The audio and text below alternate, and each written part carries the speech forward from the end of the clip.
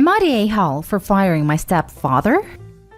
My dad owned a successful business but has passed away, and I, 25 male, inherited the business. The thing is, my stepfather works for me. My mother had an affair and cheated on my dad with his employee, aka stepdad. My stepfather has now been acting like the boss and trying to get away with things that anyone will get fired for. He wouldn't do his work, and either came late or didn't show up at all, and I'm tired of this crap. Every time I try to talk to him about it, he always brushes me off. I'm tired of this blatant disrespect, and everyone at the company is as well. Well, yesterday, he tried to fire an employee of mine when he was in no position to do so. To be honest, I'm sick of him, and so are the workers. So I handed him a notice of termination personally and told him he had to go. He's mad at me, and so is my mother, and told me she was ashamed I was firing such a loyal employee. I almost laughed at that one, though it actually would have saved the company losing money from firing him. Am I the a-hole? Now for the top comments. Bro, I'm surprised your father didn't fire him for sleeping with his wife. My father said that would be unprofessional to fire someone based on personal problems. But how could you have even a crumb of trust for someone that would sleep with your wife? It's gotta be an instant firing, even if the guy was doing him a favor. The father was very professional about it, obviously, and kept personal issues from the way he saw him as an employee. Clearly, he was a fine employee who changed because he thought he should be in charge, or he'd have been fired before. The anger I personally feel reading this is immense. I unfortunately have a less than stellar stepdad myself. And as someone who feels your pain, I am so proud you fired this ridiculous individual.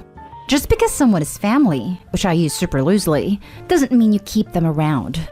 My mom used to always defend her husband too, until I threatened my mom that she wouldn't see her potential grandkids because I refused to have them interacting with a man who thinks it's 1953. You're not the a-hole. Don't rehire this fool. I never will rehire him. He can get himself a new job. Not the a-hole. He tried to take advantage of you and get a free ride. He committed blatant insubordination, and keeping him on would hurt workplace morale. You warned him, he didn't listen, and now he has to deal with the consequences of his actions. Edit.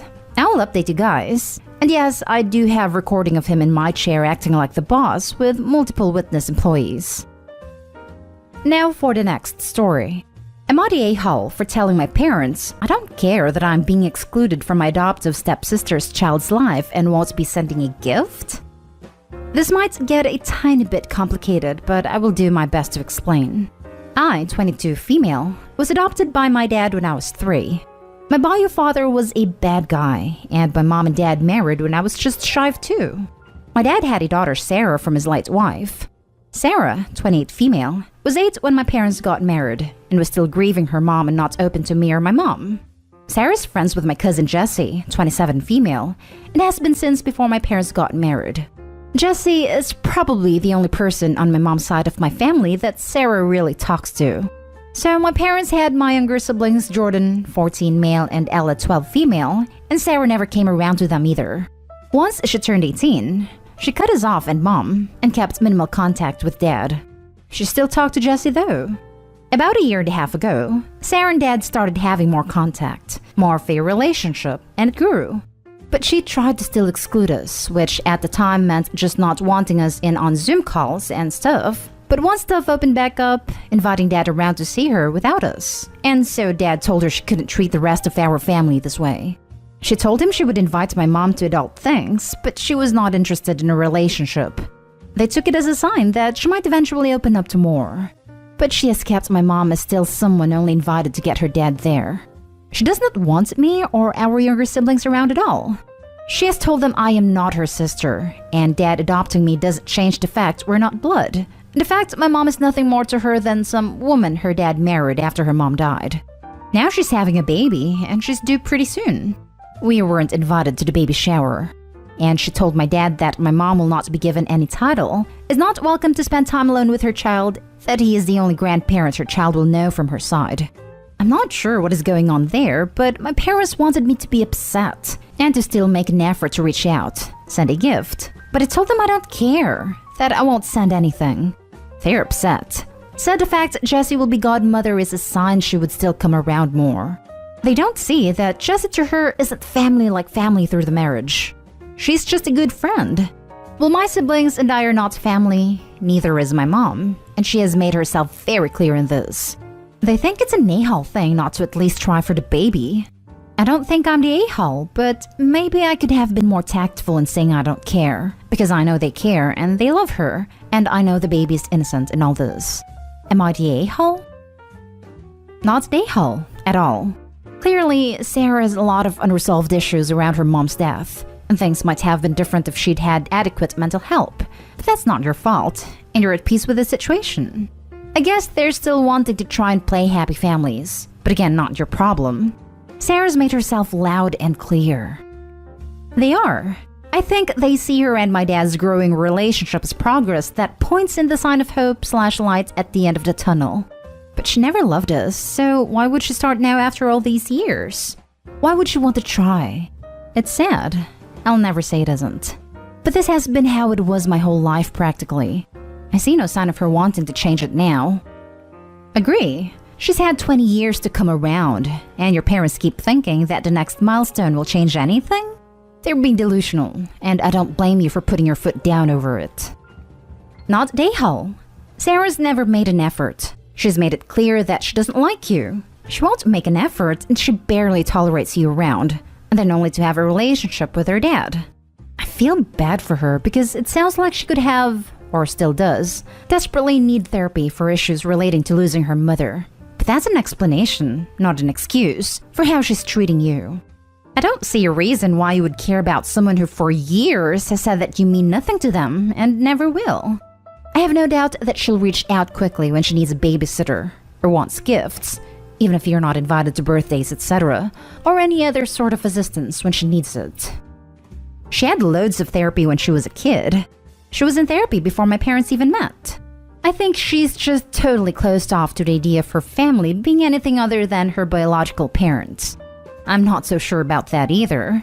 I know for my dad she had some money troubles a few months ago and none of us heard anything. She seems very happy to not have me and my siblings around her, and to have my mom around as little as humanly possible. Not Dayhal. Your stepsister says she doesn't view you as family. You believe her. This is probably more upsetting for your dad and mom. It 100% is. I was more upset as a kid, but even then I realized by 8 or 9 that things were not going to change. Next story is titled, Am I the a-hole for kicking 70-year-old mother out of my house and telling her she needed to leave immediately? My mother, 70-year-old, came to stay with me in December. She lives in another country. I was at the time going through a divorce, and my daughter, 12-year-old, had been really sick, in and out of the hospital, and I was struggling to cope. So she came to offer me support and was only supposed to stay a month. Then further lockdown/flight restrictions were introduced, and she wasn't able to fly home and has been here ever since. She's always been somewhat difficult to get along with, but I've always been very grateful for everything that she has ever done for me, so I do make concessions for her behavior. However, she started interfering in a few of my arguments with my 18-year-old daughter.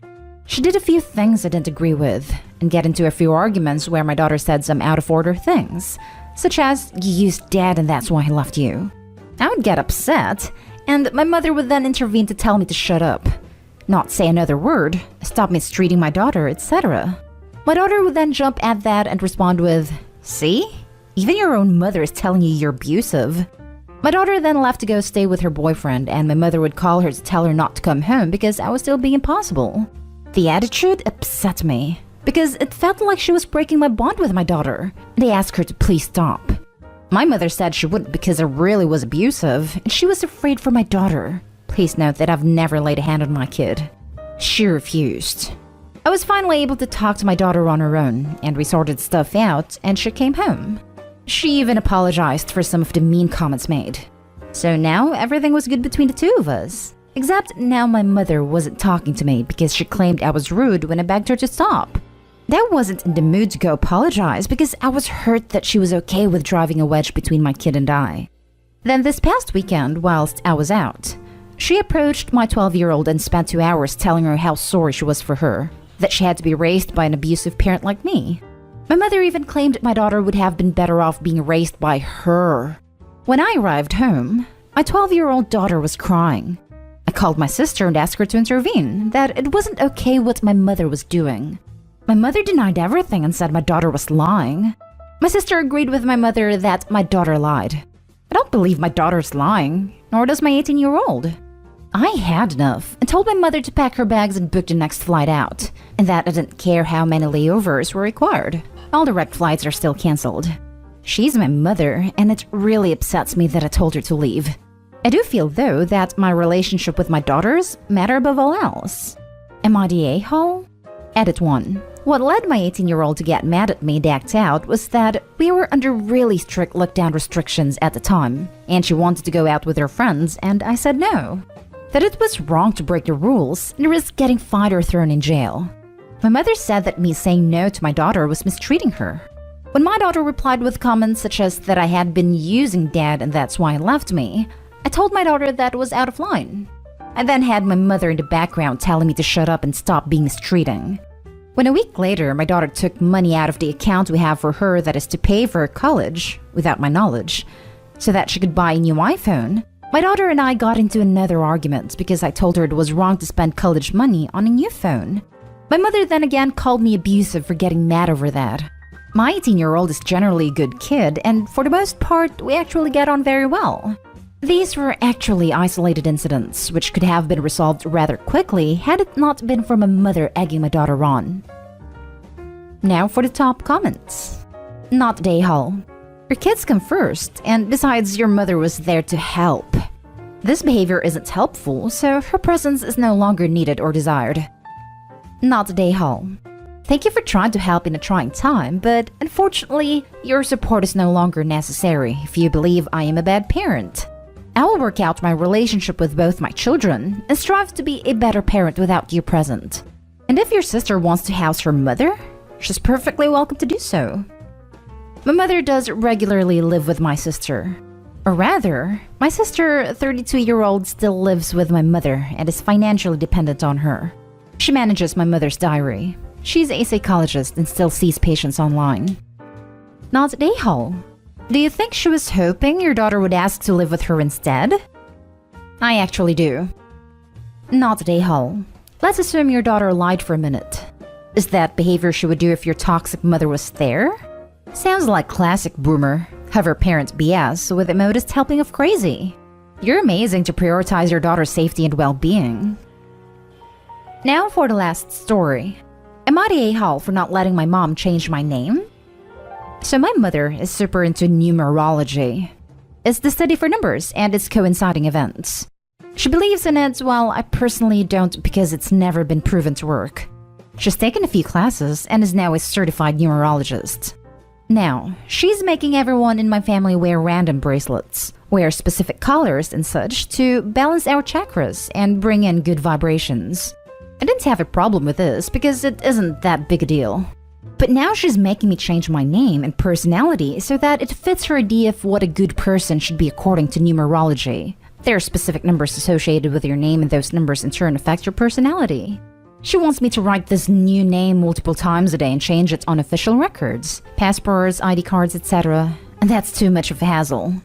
Being so annoyed and fed up with it, I told her politely that I wouldn't do all this because I don't believe in it. She threw a big fit, saying I was never going to graduate with good grades, get into uni, or get a job because I didn't change my name, and ultimately struggled so much in life that I wasn't going to go anywhere. Obviously, I was very upset when she said my life would be a failure, and so I went to my room and kind of distanced myself from her. She then threw another tantrum saying I never listened to anything she suggests, which is false. I'm Asian, so my mom is very involved in my life, and saying this is going to make my life better. I chose to ignore her, and now she's acting all sad and grumpy, and telling my little brother what a useless and bad sister I am, which made me feel like the a-hole. But am I the a-hole? Not the a-hole. As delicately as I can put this, I think your mom has issues that she needs to work out. This is exactly what I thought, but I have no idea how to bring them up without her getting offended and her mood being thrown off. And just be honest and say what you're thinking without being rude.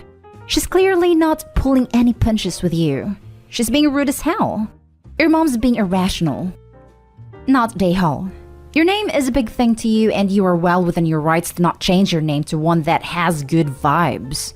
Hope your mom can soon see she's going overboard, but it might be best to avoid / not engage like you're currently doing for a while.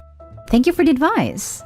I'm trying not to bring it up at any cost and only talking to her when I need to. Definitely not Dayhall. It's nice that she cares so much and wants you to have a good life, but you obviously don't need to change your name for that to happen.